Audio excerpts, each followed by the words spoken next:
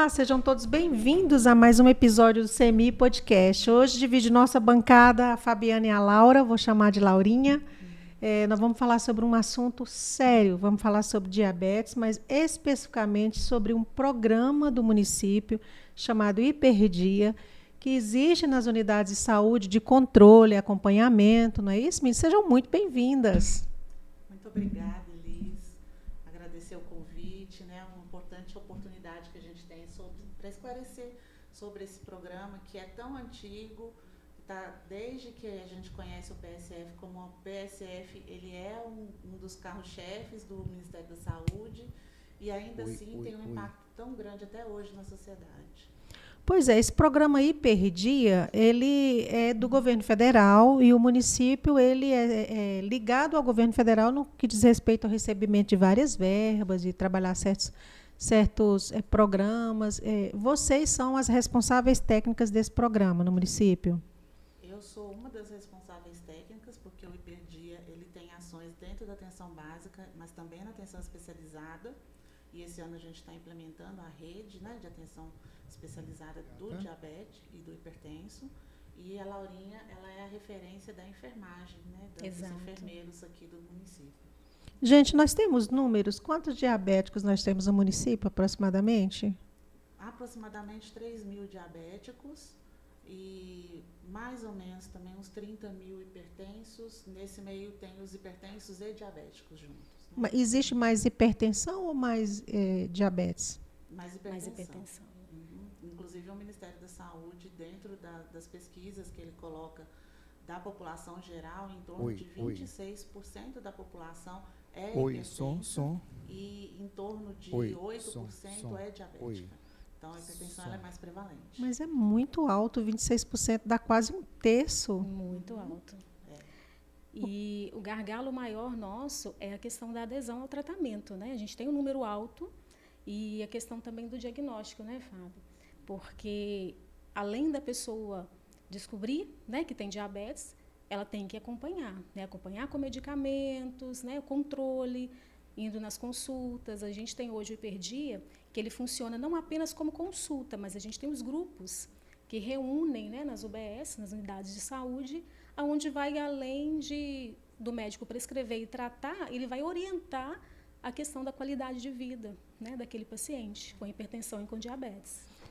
Esse trabalho de hipertensão, a pessoa que tem hipertensão, ela pode ir na unidade de saúde, inclusive, para verificar como é que está a pressão dela. Eu já vi algumas vezes, ela pode ir até que diariamente, não é isso? Sim, sim. Inclusive, é recomendado que acima dos 18 anos, pelo menos a cada 2 anos, a pessoa faça uma aferição da PA como método de rastreamento, da PA, pressão arterial, né?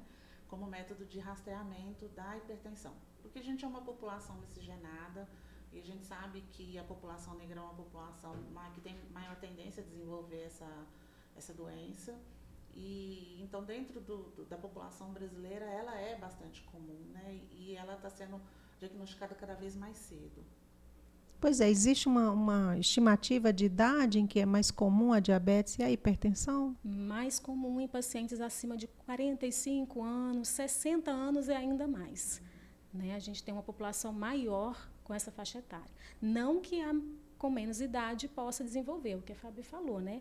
É importante o paciente adulto olhar a pressão, aferir a pressão com um aparelho calibrado, né? Desde que seja um aparelho calibrado, aferir pelo menos a cada 2 anos. Eu ainda achei pouco. Isso é para rastreamento. Rastreamento, né? exato. E aí, se aparecer com algum sintoma, aí essa frequência ela é maior. Diminui. A gente faz um estudo que pode ser de 1 mês ou menos, dependendo do quadro e do nível pressórico que foi identificado, para chegar ao diagnóstico. Às vezes, na própria consulta, dependendo do nível que está, né, na primeira consulta já é feito o diagnóstico. Exatamente. Quais são os sintomas que a pessoa começa a suspeitar que ela tem? A hipertensão geralmente é dor de cabeça, cefaleia, né, que a gente chama, dor na nuca, aquela cefaleia na região, né, occipital, tonteira, né, mal-estar, fadiga, cansaço. Nos mínimos esforços, né, ela começa a apresentar uma questão de falta de ar, né? Agora, mas a gente tem também aquele paciente que é o silencioso, né, que a gente chama, que é o mais perigoso. Às vezes ele vai chegar numa unidade de saúde por um outro motivo, uma outra queixa, vai aferir a pressão, pode estar alta, sem sintomas nenhum. Para ser considerado hipertenso ou diabético, quantas vezes ela tem que apresentar isso? Ou uma única vez que apresenta essa frequência já é considerado? Então, para ser uma única vez, a pressão dele tem que estar acima de 180/110 no dia da consulta, né? No dia que foi aferido dentro de um serviço de saúde. Agora, existem níveis que a gente vai monitorando, acima de até 140/90, ele ainda não é considerado um hipertenso, mas já é um sinal de alerta, né? O ideal mesmo é a pressão estar abaixo de 120/80, que é o famoso 12/8.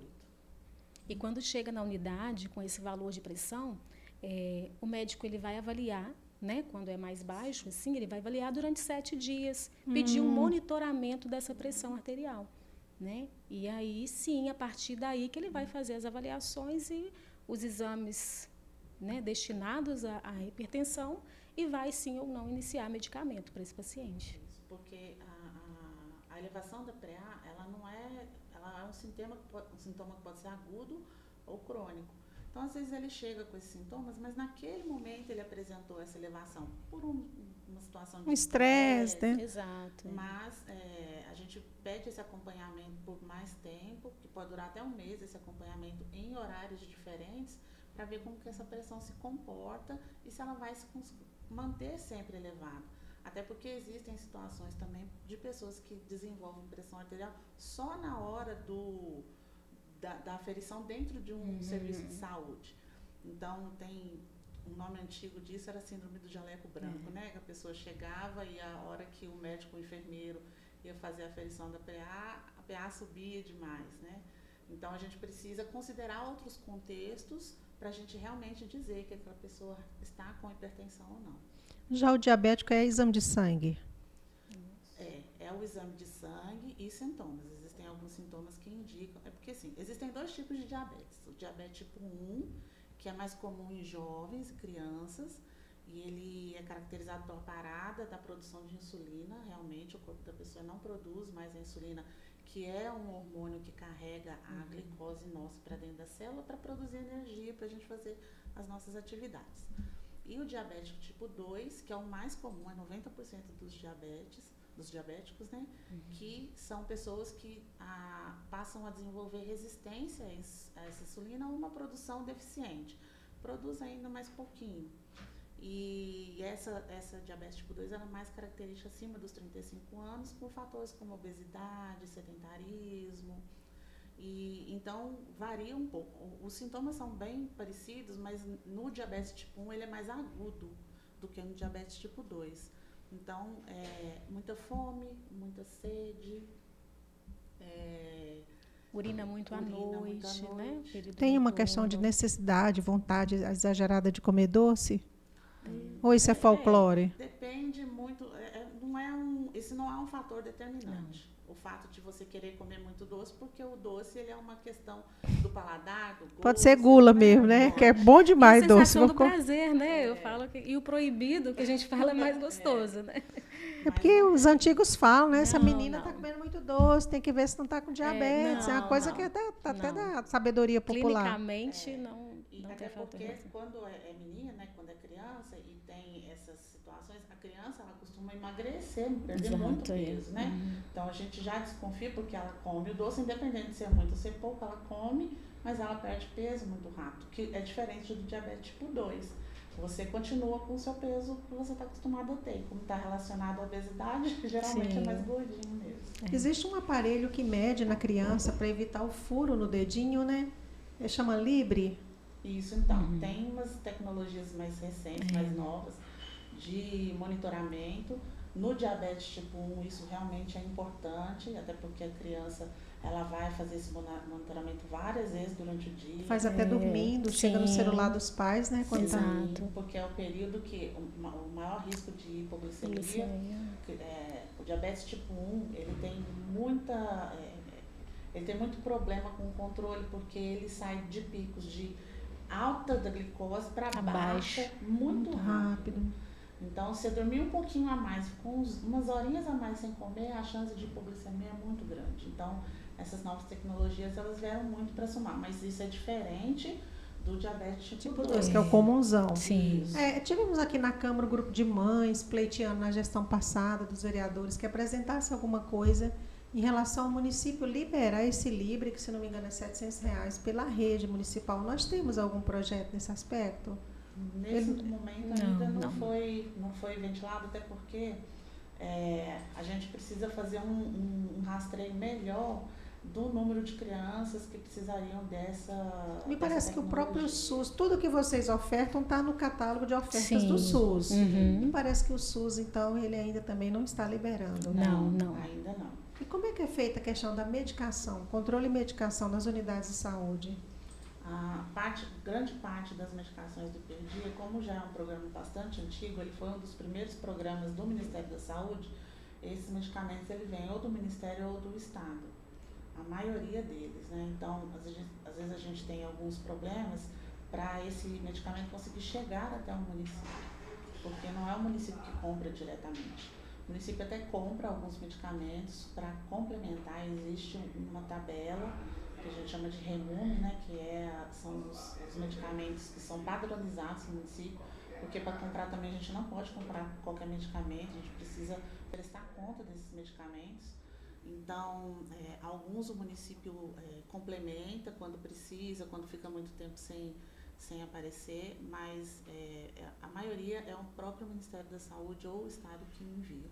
Aí tem que ter um controle exagerado das unidades de saúde para ver a oferta, a demanda, para não faltar, né? Sim, por isso que quando eles enviam a logística da farmácia, eles enviam a quantidade de medicamentos para a farmácia daquela unidade de acordo com o público que está cadastrado ali. Então, quando há um êxodo maior, né, de um público de um lado para o outro, acaba que falta naquele local. Então, se eu tenho muita gente indo só na farmácia do Veneza, por exemplo, buscar, aquela farmácia vai ficar sem mais rápido, porque o quantitativo que ela havia previsto para aquela população que está cadastrada de fato, acaba sendo inferior ao que realmente está indo buscar. Nesse sentido, as farmácias populares têm ajudado também bastante, porque eles também entregam, né, esses medicamentos. É bem barato, né? Sim. Tem que pagar um pedaço ou não? Ela entrega de graça, gratuitamente? Depende do medicamento. O de hipertensão tem um chamado, vou citar, porque é um caso, a minha ARA 2, acho que é R$2, R$3. Sim, bem barato. Mas alguns, como para diabetes, né, a metformina, por exemplo, é entrega de graça. De graça. Então, aí cabe a pessoa, então, procurar. Sim, exatamente. Ela tem que levar o documento dela, a receita tem que estar válida, né, dentro de 6 meses. Ela faz o cadastro na farmácia e depois ela pode pegar mensalmente ou a cada trimestre, acho que é o máximo que eles entregam. Existe uma chamada do ACS que vai até a casa das pessoas, faz aquele trabalho. Sim. Olha, sua vacina tal está atrasada em relação ao diabético e ao hipertenso. É um chamamento especial? Sim. Também. Inclusive, tanto nos grupos, como eu havia citado, né, e nas consultas também, quando o paciente ele vem a faltar a uma consulta, o ACS ele faz essa busca ativa, né, saber o porquê, né, que o hipertenso ele não foi, ou o diabético não foi, e a gente remarca essa consulta e nesse mesmo momento ele avisa o paciente. E agora a gente está tendo, até por conta de indicadores que nós temos que cumprir do Ministério da Saúde, a gente tem alguns objetivos em relação a essa população, né? A gente perdeu um pouco isso na pandemia, porque a gente tinha os grupos, né? Depois ficou proibido, só ia realmente quem precisava, a gente teve aquele momento meio caótico, né? Sim. E a gente está tentando retomar aos poucos essas atividades. A gente teve um afastamento muito grande desse público da unidade básica, né? Então, aos poucos nós estamos tentando retomar, classificar eles, porque dentro dos diabéticos e hipertensos existem os mais graves, os menos graves, os mais graves precisam de controle mais frequente. Então, a gente está se organizando melhor para poder atender de uma forma mais adequada esse público. E os ACS eles vão ser parte fundamental disso. E a gente tem uma novidade agora, que os nossos ACS eles estão formando em técnicos de agente comunitário de saúde. A gente já teve uma turma formada em 2003. Que coisa maravilhosa, gente. É um programa do Ministério, muitos ACS nossos aderiram a este programa E esses ACS que fizeram, que completaram o curso, ou que estão para completar, a gente tem uma turma completando agora até o final do ano, eles vão estar capacitados para aferir a pressão do usuário no seu domicílio, né, o que pode ajudar muito aquele usuário que tem dificuldade de ir até a unidade. A partir de dezembro que vai acontecer isso? A gente acredita que até lá, eles estando formados, né, a gente já está fazendo a organização para que eles tenham os aparelhos disponíveis para eles, e já até dezembro a gente já consegue organizar isso. Em 2023, né, uma turma concluiu, né? E agora outra turma está terminando agora nesse ano.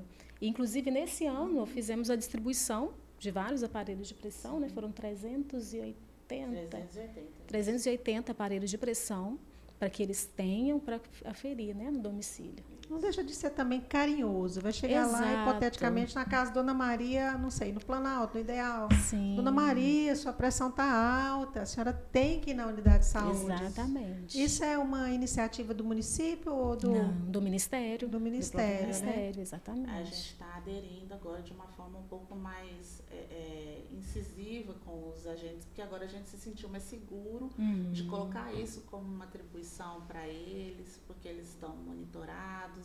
Os enfermeiros são os coordenadores que vão fazer, né, essa discussão com eles desse momento.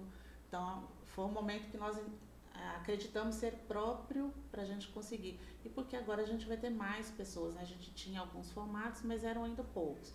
Agora a gente vai ter uma quantidade maior que vai conseguir abranger uma parte maior de pessoas com esse benefício. Porque eles são os profissionais mais próximos da população no que diz respeito à saúde, de atenção primária, né? É isso que se fala? Com certeza. Gente, hoje como é que está a medicação no município? Tem remédio para diabético e hipertenso? Tem. A gente teve alguns problemas, a gente teve uma situação com a insulina há alguns dias atrás, já foi resolvido. E a administração ela tem se preocupado muito em não deixar faltar, né? Quando isso infelizmente pode acontecer por diversos motivos, às vezes alheios a nosso controle, mas a gente tem buscado manter ao menos os medicamentos básicos, aqueles que não podem mesmo faltar disponíveis. Então até a situação da insulina já foi regularizada. Que bom. Em relação às canetas, né? Hoje existe uma febre no país e até no mundo, nos Estados Unidos também existe essa febre da caneta emagrecedora. Ela é uma caneta para, na verdade, controle glicêmico, não é isso? As pessoas, eu queria que vocês falassem para elas entenderem que isso ainda não se dá no município, porque não tem a ver uma coisa com outra. Essas canetas, hoje nós temos canetas de insulina e nós temos caneta desse hormônio, que é também um hormônio para controle glicêmico. Ele age diferente da insulina. A insulina é uma caneta específica para repor aquilo que o organismo não está produzindo ou está produzindo pouco. Existem várias classificações de insulina. No município a gente tem glargina, a gente tem NPH, tem regular. Isso é insulina e isso está disponível para a população. Aí nós temos os hormônios para tratamento do diabetes. Esses hormônios são tecnologias mais recentes, que são alguns medicamentos que retardam a absorção dos alimentos no estômago, no intestino. E esse retardo que dá uma sensação maior de saciedade por muito mais tempo e por conta disso a pessoa acaba comendo menos. Este fator faz com que ela realmente emagreça, né, mas ela tem outros efeitos em cima disso. Então, não é qualquer diabetes. Então, diabetes, por exemplo, insulino dependente, que é o diabetes tipo 1, ele não pode usar esse tipo de medicamento, porque isso não vai ajudar a fazer o controle glicêmico. E esses medicamentos que são mais novos, né, esses hormônios mais novos, eles ainda não são disponibilizados no SUS. Lembrando que o município segue todo um regramento do SUS, que ele não poderia fazer diferente, não é isso? Sim. Exatamente. Nós temos portarias, nós temos algumas regras, né, algumas leis que a gente precisa, até sobre a oferta do medicamento para a população, ele precisa se adequar àquilo que é liberado pela Anvisa, aquilo que é liberado pelo Ministério da Saúde. Então, a gente não pode simplesmente, a gente quer pôr e põe, né? A gente precisa de ter justificativas bastante contundentes sobre cada coisa que a gente implanta dentro do município. Entendi. Como é que é feita a reunião de grupos entre diabéticos e hipertensos? Então, a equipe se organiza, né? Hoje nós temos 60 equipes no município de programa de saúde da família, então a equipe se organiza para realizar essas reuniões nas unidades de saúde. Convida, né, o hipertenso e o diabético para estar participando, e ali ele vai fazer, o médico faz a troca de receita, né, a equipe faz a aferição da pressão, peso e altura, né, o controle desse paciente ali, né. Existe um trabalho também didático, uma reunião na unidade com esse pessoal para explicar tal coisa? Orientações, né? Orientações, as complicações, né? Inclusive, a gente teve um aumento de amputações, né? Então, inclusive, a gente está tentando trabalhar ainda mais com esse paciente, porque tanto diabético quanto hipertenso, porque a hipertensão também é uma complicação que pode vir com ela, é o diabetes, que pode vir junto, né? Uhum. Então, para que se evite que esse hipertenso ele venha adquirir a diabetes, a gente também trabalha com eles, com orientações em diversas doenças, né? Quanto a questão da insuficiência renal também, que é um fator grave que esse paciente pode vir a enfrentar.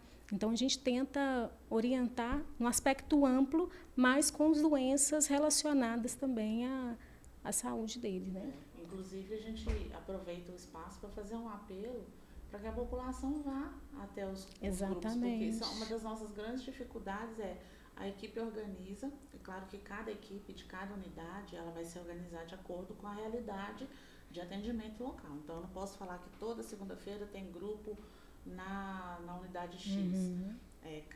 Cada unidade, cada tem equipe sua realidade. tem sua realidade. Mas quando a gente organiza, a gente tem visto muito pouca adesão, porque a maioria das pessoas acha que já sabe tudo sobre o assunto. Porque hipertensão e diabetes, como está ali há muito tempo, né? As pessoas, não, mas eu já sei que eu não posso fazer uso do sal, que eu não posso comer doce, mas é muito mais para além, né? Não é só não posso comer sal, não posso comer doce.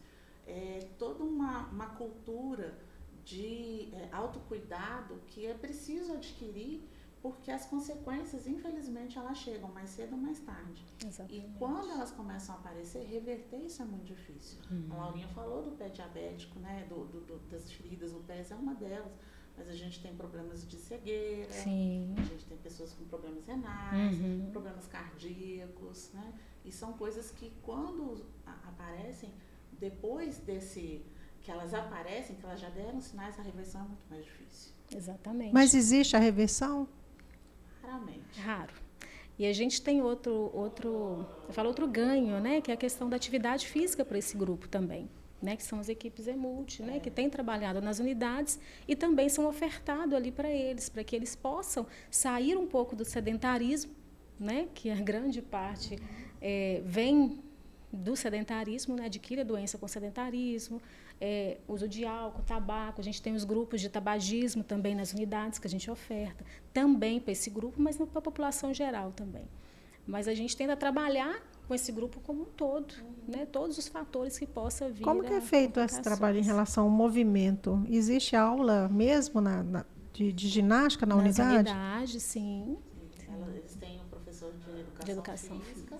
E eles marcam, eles têm um grupo, então a gente tem lugares que tem grupos maiores ou menores, mas existe sim um incentivo da atividade física lá eles vão ou para a quadra, para um local que tem público, né, disponível, e lá eles fazem as atividades. É porque o município já tem uns programas muito consolidados, como por exemplo, Vem para o Movimento, que é um dos grupos que eles também têm diabetes e hipertenso no meio. Sim, sim. Tem muito idoso no Vem para o Movimento. Acho que a grande maioria dos integrantes do grupo são hipertensos e diabéticos. Que ele não para, né? Ele ali vai, tem na unidade de saúde, eu já vi também em ginásios, próximas unidades, o pessoal reunido, principalmente idosos. Sim. Esse incentivo da atividade física, ela tem atraído cada vez mais pessoas, né? E a gente tem visto um crescimento, apesar de que a gente acha que pode crescer muito mais ainda, mas a coisa já está ficando tão introjetada na população que quando o profissional não vai por algum motivo, a população reclama. Que coisa legal, né? E todas as unidades de saúde têm do município? Sim, sim, acho que todas. Todas têm o profissional, não todos os dias, tem dias marcados, né? Então tem que ir na unidade para ver qual é o dia que naquela unidade é disponibilizada a atividade. Gente, então o município faz o diagnóstico, faz a consulta, dá a medicação, os encontros, a academia. Sim. Exatamente. Não sei mais o que vocês podem fazer ainda, porque a doença vai existir na nossa vida, até porque a nossa idade corre e aparece alguma coisa. Né? Sim. Eu acho assim, que vocês, dentro do que vocês podem fazer, estão circulando aí essa pessoa doente de todas as formas, né? Exatamente. E tentar evitar, né, as complicações, igual a Fabiana citou, né? Eu falo que um dos problemas maiores são as complicações no futuro, né? Por isso que a gente, né, bate tanto naquela tecla de adesão mesmo ao tratamento. Né? E assim, todo esse movimento, ele atinge quem já está com hipertensão e diabetes. Mas a gente tem que correr atrás dos que ainda não estão também, para que eles não venham a desenvolver essa doença, ou se for algo que realmente vai acontecer na vida, porque a gente tem questões de hereditariedade envolvida e tudo mais, que isso aconteça o mais tarde possível, da forma menos impactante possível, e isso se dá na prevenção que a gente chama de prevenção primária, que é quando a gente pede assim, olha, população, você ainda não tem, mas vamos fazer atividades, vamos pegar, mudar a nossa alimentação, para que a gente evite que isso chegue. Né? Então, não é só tratar quem já está doente, mas é orientar quem ainda não desenvolveu a doença. Né? Porque quanto menos pessoas doentes a gente tiver, mais qualidade de vida a gente está tendo. Exatamente. Você me falava há pouco sobre a questão da subnotificação, né? Porque existem muitas pessoas que procuram seus planos de saúde, fazer esse acompanhamento, aí o município não tem como, não pega essas informações, o plano passa para o município ou não? Não, ele não tem nenhuma obrigação legal de passar essas informações. O ACS é a pessoa que busca essas informações para nós, mas a gente tem alguma dificuldade da chegada desse profissional à pessoa em determinados bairros. Então, às vezes eles sabem que existe, por exemplo, um morador num determinado prédio, um determinado apartamento, mas ele não consegue encontrar a pessoa, ele tenta por telefone, a pessoa não responde, ou ele é impedido de acessar o prédio porque lá, né, tem regras rígidas. Então, a gente tem alguma dificuldade de acessar essas pessoas mesmo pelos ACS. Então, a gente não consegue ter o real. A gente tem uma noção, mas a gente não consegue ter o real ainda. Eu fico assim, cada podcast que eu tenho oportunidade de fazer da saúde, eu fico mais agradecida e pensando o quanto o SUS é importante na nossa vida, né? Às vezes a pessoa de fora acha que o SUS é apenas ir a um hospital público, mas está na nossa vida desde a nossa alimentação até o controle endêmico de praga, de doença, de local limpo, né? Vacina, diabetes. Exatamente. E a gente tem muito o que falar e muito o que aprender e não se esgota. Não. Sim. A gente precisa melhorar, claro, sempre há pontos a melhorar, mas a gente tem hoje um sistema que é completo. Sim. Que pega a gente em todas as fases da nossa vida. Exatamente. Né? Desde antes do nascimento até a morte. Sim. Que pega a gente em todas as áreas da nossa vida. Então, ele está muito, muito ligado às questões da alimentação, está muito ligado às questões sociais também. Sim. Às vezes até se confunde com elas em oportunidades. A gente não pode abrir mão desse sistema único. Não. Pois é, eu deixo esse espaço aberto para vocês, se quiserem falar alguma outra coisa que eu não perguntei, deixar uma mensagem, um apelo aí para quem é hipertenso e diabético que não aderiu a esse programa, que venha. Fica a palavra para você, Laurinha, e para você, Fabiana. Então, é reforçar mesmo, né, com a população, de não deixar de cuidar, mesmo aquela pessoa que é rígida, está lá em casa, não sente nada, mas procura ir numa unidade de saúde, vai aferir sua pressão, fazer alguns exames de rotina, que é importante, né, independente da idade, tá? Não vou falar só para aqueles grupos, né, aquele fator de idade que é mais avançado, mas qualquer pessoa. Procure a unidade de saúde, vá se tratar. E aqueles que já são, né, que já têm um diagnóstico fixo, formado, então vamos tratar, vamos cuidar, né, não só para os pacientes do SUS, mas para aqueles também que têm plano de saúde, a porta é aberta, né, é SUS. estamos aí para recebê-los, tanto para atividade física, né? Às vezes não quer consultar com o médico do posto, né? Vá lá, vamos fazer atividade física, vamos tratar, temos nutricionistas também na unidade, né? A equipe multiprofissional para atender esse público. Vocês vão ser muito bem-vindos, né? Com certeza, eu reforço as palavras da Laurinha e estendo o convite à população a conhecer o serviço, a procurar a unidade, a procurar a sua equipe, mesmo que ela opte, e é uma opção mesmo, pelo sistema privado, mas que ela saiba que as portas vão estar sempre abertas para ela e que ela participe das atividades, inclusive como multiplicador. Sim, né? De informação, né? Essa parte é uma parte muito importante. A gente precisa do engajamento da população para a gente conseguir manter os nossos indicadores, né? A nossa população saudável. Exatamente. Ai, gente, obrigada por terem vindo aqui, né, nesse episódio tão elucidativo, tão importante para quem nos escuta. A porta está sempre aberta para vocês. Quando aparecer um programa novo, quiser falar sobre esse programa específico, voltem quantas vezes for necessário, quiserem falar sobre projetos, programas. E agradeço, né, em nome da Câmara Municipal de Patinga, a vocês por esse ensinamento e esse bate-papo de hoje. Deixo novamente o convite e espero que vocês tenham gostado também, né, desse podcast. Sim, com certeza. É isso aí, pessoal. A gente está encerrando, então, mais um podcast. Falamos aqui sobre assuntos importantes, que é a saúde, é o nosso maior patrimônio. Continue ligado com a gente. Se gostou do conteúdo, compartilha, comenta, manda para o vizinho, para o amigo, para a sua mãe que é teimosa. Né? E continue ligado com a gente. Tchau, tchau. Até a próxima edição do CMI Podcast.